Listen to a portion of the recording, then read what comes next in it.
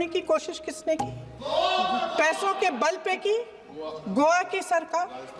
तमाम उदाहरण हैं। राजस्थान की क्या ये सरकारें जनता ने नहीं चुनी थी? मध्य प्रदेश, क्या संविधान इन पर लागू नहीं था? पूरी देश की जनता जानती है कि इनका हंसती है, जानती है कि इनके यहाँ तो वॉशिंग मशीन है।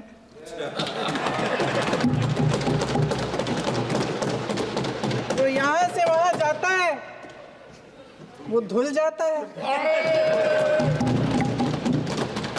इस तरफ दाग, उस तरफ स्वच्छता। और मेरे कई ऐसे साथी हैं जो इस तरफ होते थे उस तरफ चले गए, मुझे दिख भी रहे हैं, वॉशिंग मशीन में शायद धुल गए हैं। अध्यक्ष महोदय, जहां भाईचारा और अपनापन होता था, जहां हमारे संविधान ने एकता का सुरक्षा कवच दिया था, वहां शक और घृणा के बीज बोए जा रहे हैं। एकता का सुरक्षा कवच तोड़ा जा रहा है। प्रधानमंत्री जी यहाँ सदन में संविधान की किताब को यूं माथे से लगाते हैं, लेकिन संभल में, हाथरस में, मणिपुर में जब न्याय की गुहार आती है, उठती है, तो उनके माथे पे शिकन तक नहीं आता।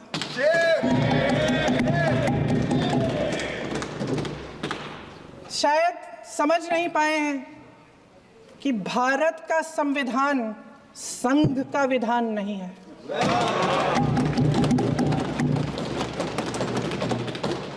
भारत के संविधान ने हमें एकता दी, हमें आपसी प्रेम दिया। उस मोहब्बत की दुकान जिस पर आपको हंसी आती है, उसके साथ करोड़ों देशवासी चले। करोड़ों देशवासियों के दिल में एक दूसरे के लिए प्रेम है, घृणा नहीं है।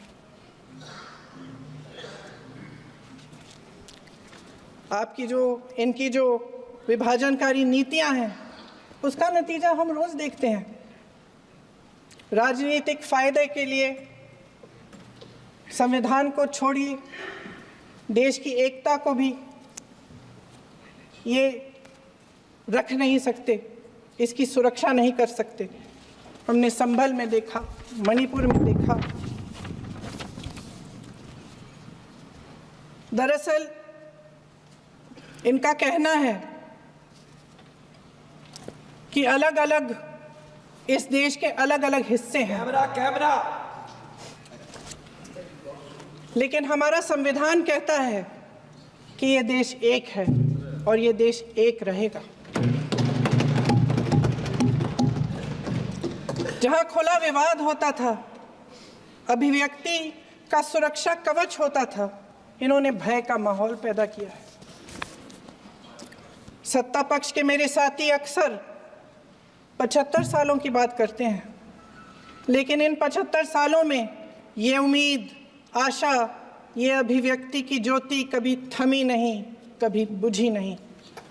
इस देश की जनता ने खुलकर आलोचना की, निडर होकर धरने किए, प्रदर्शन किए।